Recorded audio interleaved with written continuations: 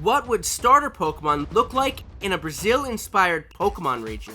Starter Pokemon, or as Game Freak wants us to refer to them as first partner Pokemon, act as the mascots for each new generation of Pokemon and their respective regions, as players get to select one to headline their team at the start of their journey, having it evolve with them throughout their adventure. Trico is my all-time favorite starter, but I'd love to hear what your favorite starter Pokemon is down in the comments below. But in this video, I'll be going over the 3 starter Pokemon from the tropical Zonhe region, home to hypothetical games Pokemon Push and Pokemon Pull, as I finally reveal their final stages.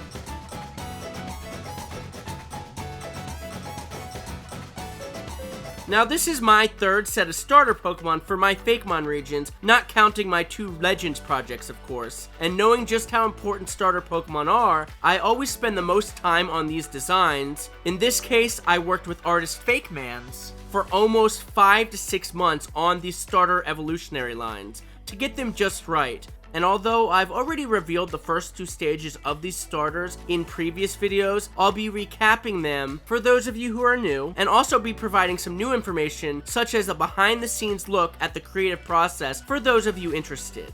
And considering just how intensive and much of a collaborative process it was creating all of these starter stages with Fakemans, I wanted to give him a chance to speak on behalf of his personal experience working together on these designs.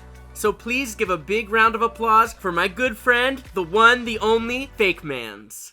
What's going on YouTube? It's your mans, Fakemans. I don't know how to do a YouTube intro, so that's the best you guys are gonna get.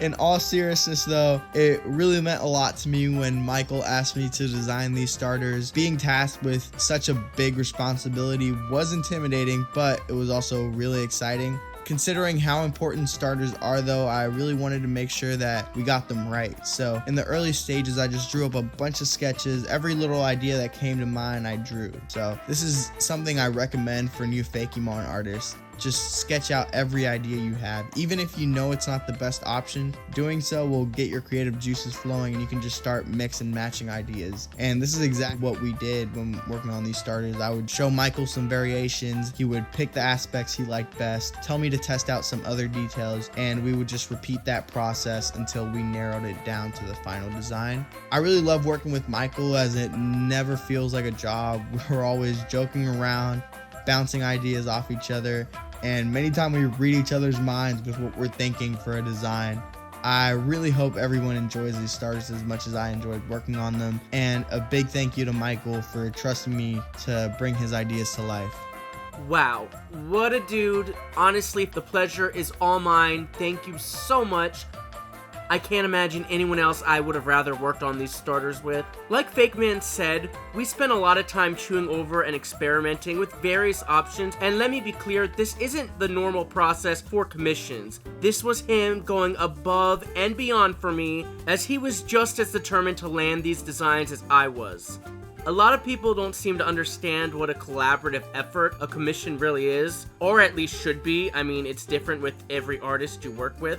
And I've worked with, well, way too many to count at this point, each with their own art styles, prices, turnaround times, and way of doing things. So I try to make it clear up front, especially when working with a new artist, just how involved I like to be throughout the creative process, something which a lot of them aren't used to. But most of them seem to really like that, as it tends to make their job a lot easier, or if anything, it's a lot more fun than someone who just sends them a big paragraph of text and says, okay, make this. Then again, because I am so hands-on and detail-oriented, it also can be a curse and backfire at times, as it can come across as nitpicky and I'm sure annoying at times, for certain artists at least, as they struggle to get things just right. Which I totally understand. Luckily, this doesn't happen often, as I've found a close group of artists I know I work well with.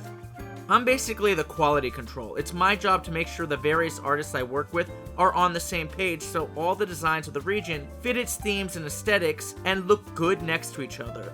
so I often work with the artists on getting the line art just right, the various color saturations matching, as well as the shading styles, showing them previous designs and relaying things like brush strokes or other necessary tools or programs to help ensure everything is up to the same quality and standards I'm looking for. So I am beyond grateful to have worked with so many talented artists over the years. And over the years, I've seen some uninformed people hate on me and other creators who commission, such as Prags Magic or Lockstin or Hoops, Mr. Buddy, and plenty more, for taking pride in our projects, or even calling them our Fakemon, despite coming up with them. And all of our creative contributions aside, what they don't seem to understand is that it's never been at the expense of the incredible artists I work with.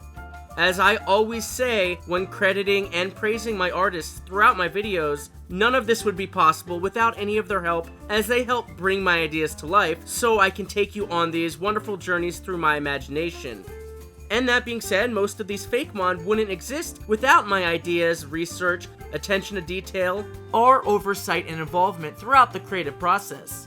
So believe me, there is no one more appreciative and supportive of these artists than us, as we literally put our money where our mouths are. No artist does this for free, and nor should they, but because I am paying for a service, at the end of the day, I do have full and final say not only over the design, but the artist I select to draw it. And trust me, every artist's personal touches makes the biggest difference, which is why I try to give each artist a shout out whenever possible so people are aware of what they personally brought to the table. That being said, I am a passionate person and I always know just how much I bring to the table, so I have every right to take pride in my own contributions as well, especially as most mediums of art are collaborative. Look at just how many talented people it takes to make a movie or produce a hit song. Look at just how many artists Beyonce has credited on her last album. Yet no one tries to say she doesn't work hard or isn't talented. So I don't think it's fair to look at art in such a narrow-minded way, as art is meant to be a form of expression to entertain and inspire others, all of which we managed to do despite not actually drawing our Fakemon, with the help of these talented artists. So as long as you can manage to do that too, you are creating art. And please know there's no shame in asking others for help to make your dreams a reality. So in this case, think of me, or the creator who commissions an artist, as the Stan Lee, or creative director. We may not draw the designs, like Spider-Man, but we have a lot of influence over them, and they just wouldn't exist without us. And that being said, without artists such as Steve Ditko, the version and design we know of Spider-Man may not exist as we know it today. But both are responsible for and credited as Spider-Man's creator, because both of them did create Spider-Man together. And the same principle applies here to all of my projects and all of the other Fakemon projects out there like mine. So it really feels like we're creating something special together, because we are. So hopefully this helps inform a lot of you who commission artists in the future, or new artists who may one day decide to take commissions in the future. So thank you to all of my artists. I couldn't be more grateful for your time, talent, and most importantly, to call a handful of you my friends. Fakeman's being at the tippy top of that list, as he's just so professional and personable. As he said, we're just always vibing with similar ideas and literally finishing each other's sentences. So please make sure to go give him a follow and check out his own amazing Australian-inspired Fakemon project, Gaia. It is absolutely incredible. And without further ado, I really hope you enjoy our Fakemon babies.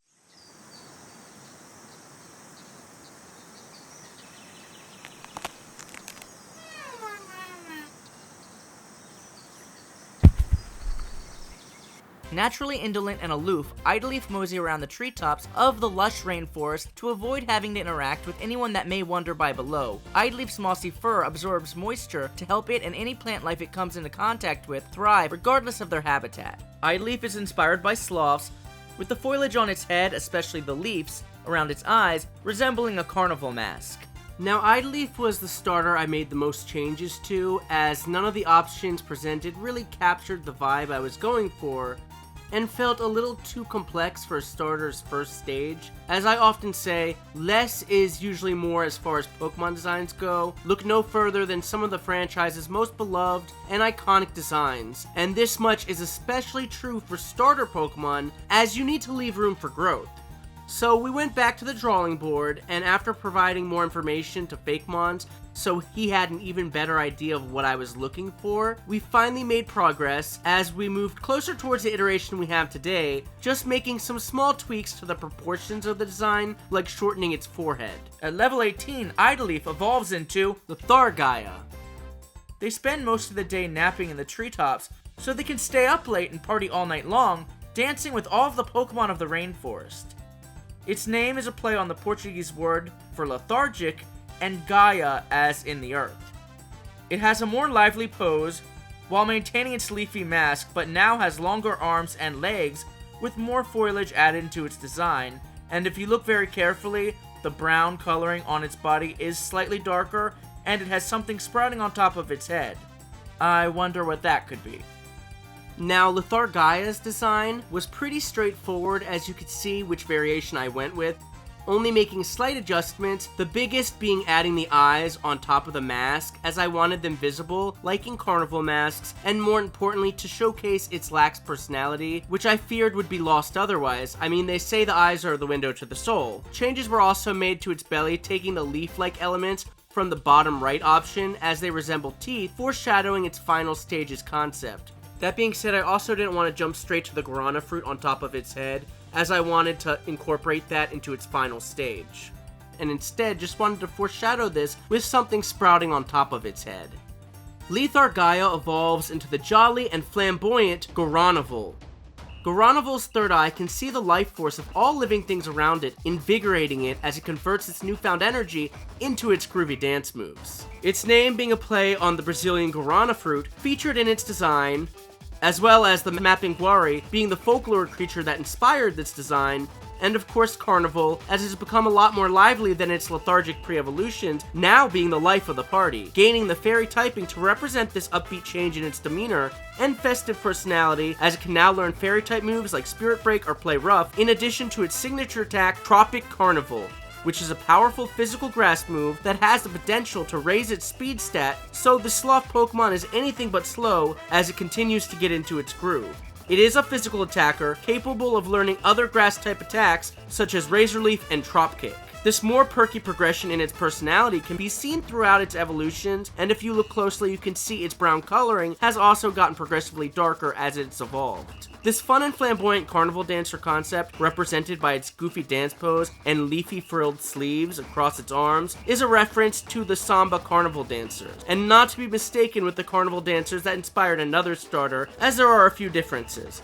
This line is heavily inspired by a Brazilian folklore creature, the Mapinguari, which is like a cyclops-like creature with a giant mouth on its body, which many Brazilians actually associate with sloths. Now, I didn't want a one-eyed starter, as I don't really see Pokemon ever doing that, so I gave it a third eye on top of its leafy carnival headpiece in the form of the famous guarani fruit in Brazil, as it actually resembles an eye, in this case substituting or acting as the Mapinguari's Cyclops eye. This new fruit eye usually being opened while its regular eyes are closed, and vice versa, as they kinda take shifts, as it's basically its own entity. And the belly mouth of the Mapinguari is alluded to through the bark on its body, resembling a mouth. We actually played around quite a bit and tried to add an actual mouth on the body, including a leaf tongue, but felt like we were juggling too many concepts, and best to simplify its design and leave some room for growth with its two Dream Merge fusions, which will each explore its Mapinguari concepts even further. This design underwent the most iterations and changes. As I already mentioned, there was just a lot going on and to juggle with its various concepts, as I didn't want it to be too slender or too bulky, as the other two starters already fit those builds, as you'll soon see. In fact, we literally started from scratch twice, as both Fakemons and I just weren't happy with the previous designs, as we felt they just weren't as strong as the other two starters' final stages. But we ultimately landed on this design, as we felt it not only balanced all of its concepts, but looked like it fit with both the other final stages. So I'm very pleased with how it turned out, as it really captures that Mapinguari vibe, mixed with other brighter Brazilian elements to help balance out this darker concept, so it felt even more like a Pokemon.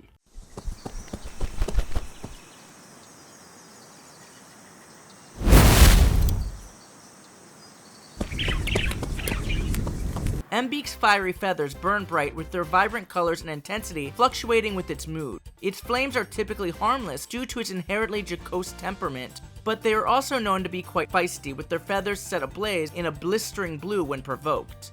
Mbeak is inspired by the scarlet macaw, with the plumage around its beak resembling a jester's hat. Mbeak's design was easily the easiest of the three, as I immediately was drawn to the image on the far right, which I requested just some minor tweaks to, like its fiery feathers and changing the shape of its talons. Nothing crazy, but otherwise, it was love at first sight. While it was the most simplistic and cute while managing to capture the jester-like concept I was going for. Plus, who doesn't love a friend-shaped Pokemon? But I saw some potential in the more complex options towards the bottom right, and wanted to hold on to them to use as a base for its second stage, which is exactly what we did. At level 18, Mbeak evolves into Flare Arara, a play on flare and arara, which is a Portuguese word for parrot. These spirited and flamboyant Pokemon must always be the center of attention, igniting their fiery feathers, twirling around in circles, putting on a show for anyone who will watch. This evolution is obviously less round and even more jester-like, while still maintaining but also expanding upon its jester hat, and looks even more devious, like it's up to no good. As I previously mentioned, we used some of the scrapped sketches for Mbeak as the springboard for this design, as I felt like it was a natural progression for this Pokemon's evolution and bridge between its two stages, as it manages to be both bird and human-like.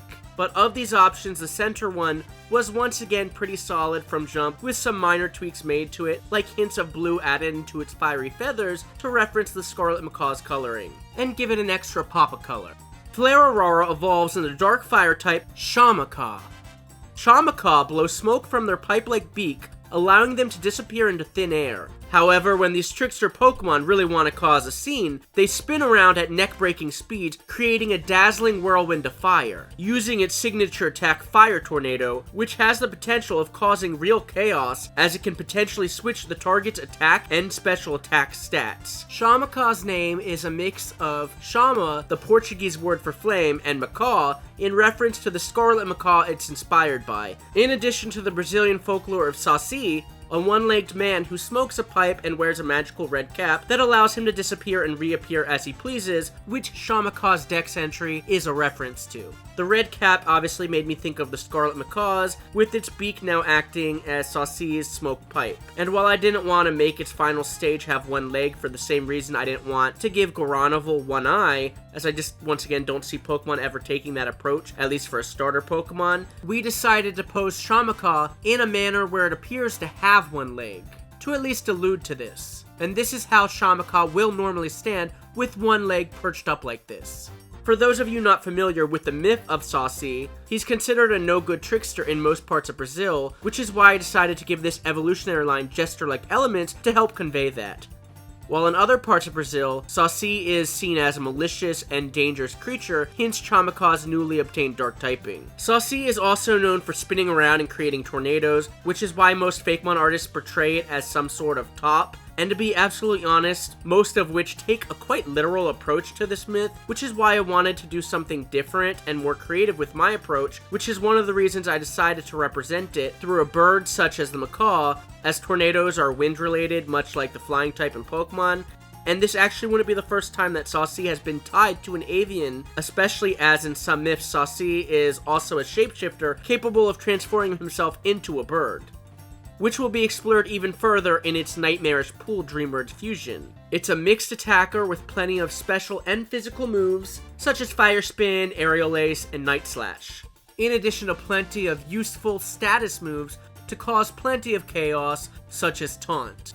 Now, Fakemans presented many great options for this bad boy, so it was another mix and match situation, but as usual, I went with the most simplistic design possible, in this case being the first one, as some of the others just felt a bit too busy or cluttered for my taste. That being said, I decided to make the blue flames a permanent addition, much like we did with the second stage, but added even more blue to its design. I also went with the white pants from the second option to help break up some of the colors and give the design some room to breathe, and wanted to simplify the talons as well, as I felt the fire on its feet wasn't really necessary to its concept or design, and this way its pipe-like beak and fiery cap stood out even more. As you can see, I usually ask an artist to remove or simplify elements from a design, far more often than I'll ask them to add things, as I try to streamline my designs as much as possible, so there's usually one key feature to help sell its concept, as I try to use composition and color placement to help naturally draw the viewer's eye to this key feature, as overcomplicating a design usually results in details being overlooked or overshadowed. So when commissioning an artist, the first thing I try to point out is, of course, usually the concept, as well as the key feature I want to use to showcase its concept, followed by the color palette I'd like to use as well, as color is very important. Some artists, like Fakemons, will incorporate the colors I provide into their sketches, and I'll sometimes just play around with the shades or their placement if necessary, whereas other artists will wait until the initial sketch is complete and we move into the digital line art before placing the colors, in which case I'll usually send them a colored in version of the line art to show them exactly where I want each color, as once again, color and placement is very important to the composition of a design, and this is usually the case when working with artists like Trainer Mats on all of our designs, as I find coloring things in to be quite therapeutic. And he feels it helps save him a lot of time, rather than me have him play around with the colors and the placement.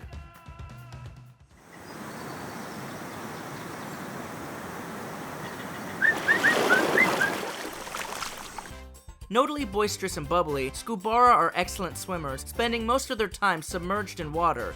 Innately in tune with waves of sound, they have a remarkable repertoire of noises which they use to communicate with one another even while underwater. This dex entry is a reference to the fact that capybaras are not only semi-aquatic, but very vocal creatures using various sounds such as whistles, barks, chirps, and purrs to communicate, so I really wanted to lean into that. Scubara is based on capybaras. It has scuba diver flipper-like fins to reference the capybara's webbed feet, with its large nostrils resembling a scuba mask. So as you can see, all three starters incorporate some sort of facewear into their design.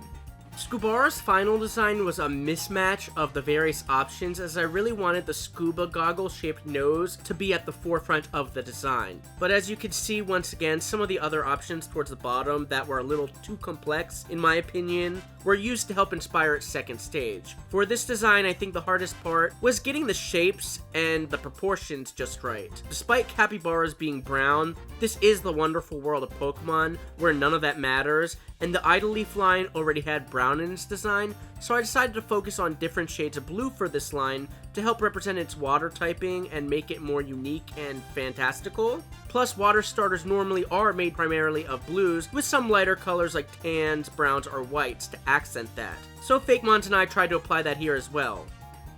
At level 18, Scubara evolves into Corredor. Their powerful and diversive singing voice is said to be able to control the flow of the water, its name being a mix of the Portuguese word for chorus and rodent. As mentioned in Scubara's dex entry, it is a very vocal Pokemon, as I wanted to play on the fact that capybara are such vocal creatures, once again using a variety of different sounds to communicate even underwater. So I wanted to play those musical qualities up even more, as it now has music note shaped ears and isn't a dramatic singing pose, but it is a capybara still and a water type, so it keeps its webbed flipper feet and has developed a bubbly collar that resembles a life jacket. Its life jacket-like collar, also resembling a chorus robe, can inflate to take in air and help strengthen its singing. So this first option was my favorite, with the only real change being to its ears, making them shaped like music notes to further its musical concept and act like a bridge to its final stages concept. As that's essentially what all three of these middle stages are. They're the bridge between the first stage concept and the final stage concept. I also forgot to mention we actually worked backwards after finishing the first stage's designs and skipped the second stages, jumping straight to the final stages, as the middle stages are usually the awkward teenage stage for starters, or a bridge between the first and final stages like I just mentioned. So we felt after cementing the final designs, coming up with the secondary stages would be that much easier, and it really was, as you can clearly see. Anyways, let's evolve Corredor into Water Ghost type Mystrodent.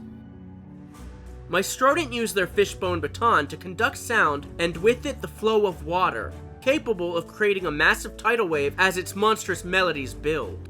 This ability is demonstrated through its signature attack, Crescendo Wave, a powerful water-type sound-based move capable of washing away 3 PP from the target's last used move. Mystrodon is still inspired by the capybara, of course, as it is the largest rodent in Brazil, but now takes inspiration from conductors or maestros if it wasn't clear, with Beethoven-like hair using a fishbone baton found on its body in place of its baton, usually used to conduct choirs, to not only conduct choirs of Scubara or Corrodor, but manipulate the flow of water as mentioned in its dex entry. It also now takes inspiration from a horrific river monster from Brazilian folklore, which would eat people alive, hence its new ghost typing, also represented by the new skull shape on its nose in contrast to the scuba mask shape found on its first stage's nose. And while I normally represent sound-based Pokemon with the normal typing, in this case I felt the ghost typing was just as fitting as it kind of gives an ominous Phantom of the Opera vibe, which is why I think it's important to note this design almost even had more of a Phantom of the Opera vibe, but I ultimately felt that would overshadow the Maestro-like concept, and the fishbone baton would fit better with the Beethoven Maestro-inspired design. This terrifying folklore creature is often represented with some rodent-like qualities, which is why I thought it being part capybara, which also happens to be semi-aquatic, was just perfect. And this was also an approach I've never seen done in the Fakemon community before, and given just how many Brazilian Fakemon regions there are, this was very important to me. The capybara's previously mentioned ability to create a variety of sounds, and being such a vocal creature, also helped inspire its conductor-like concept, which given the artistic themes of the Zonhe region and the other starter Pokemon just felt right. As if you couldn't tell, all 3 starters' final stages are not only all inspired by Brazilian folklore creatures, as I teased as far back as my Halloween special by the way, but all represent a different medium of art or performance, and while I know this theme has been done before in the Paldea starters concepts, it's important to note with the exception of dance, they are mostly different professions, and they also have the shared folklore theme as well to help differentiate them. In this case, I feel like the folklore theme is the real shared theme here. I'm just dying to hear which of these final stages is your favorite, and after seeing them, which starter Pokemon you'll be choosing in the Zonhe region. Don't forget they will all 3 receive 2 version-exclusive Dream Merge fusions to further their concepts and potentially sway your decision. But please feel free to leave me a comment down below. And once again, please don't forget to go support the real star of this show, the talented artist I commissioned to do all 3 of these starter lines, Fakemans. I really hope you enjoyed this video. If you did, please don't forget to hit that like button, and of course subscribe to my channel if you haven't already. And of course, please make sure to go follow and support all the amazing artists I commissioned to bring my ideas to life, so I could take you on these wild journeys through my imagination. All their information will be in the bio down below.